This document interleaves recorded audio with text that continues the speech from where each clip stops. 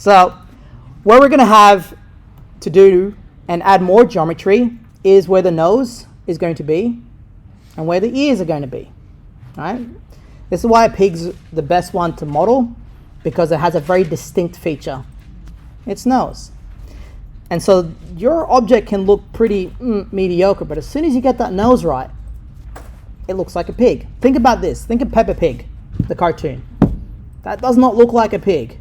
No bit of it looks like a pig, but you know it's a pig because the nose tells you it's a pig. And it's this inherent, once again, flaw in the human brain that it looks for imperfections, something odd, to tell it what it actually is. So we have an option here.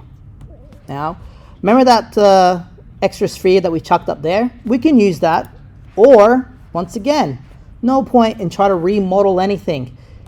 Our body can be our nose, and its ears as well. What we're generating here is the raw base primitive. Imagine if you ever did clay and ceramics. You just chuck clay together until you get roughly a shape, and then you gently sculpt it. And that's what we're doing. So with my nose, I'm going to just go into my orthographic view. I'm going to go Shift D. Are you beginning to realize how repetitive this actually is? Move it to the front of where my nose is going to be. But this time I'm going to jump to my Z axis. I'm looking at the top view, because this way is where my nose is going to be. So if I go R and then type in 90 degrees, it rotates it on the Z axis at 90 degrees.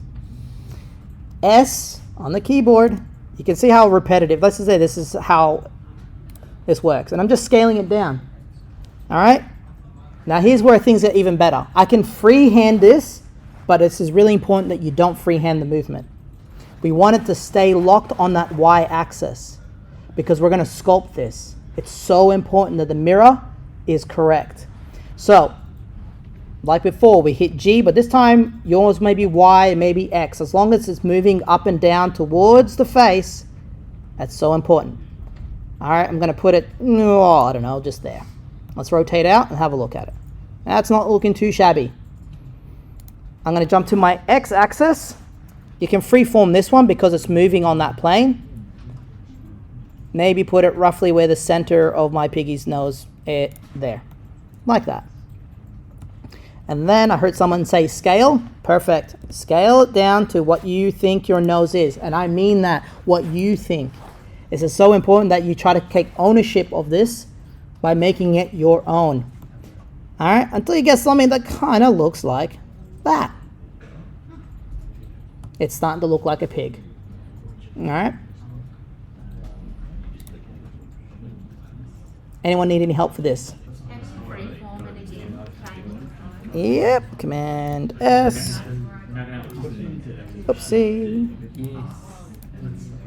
Stop recording.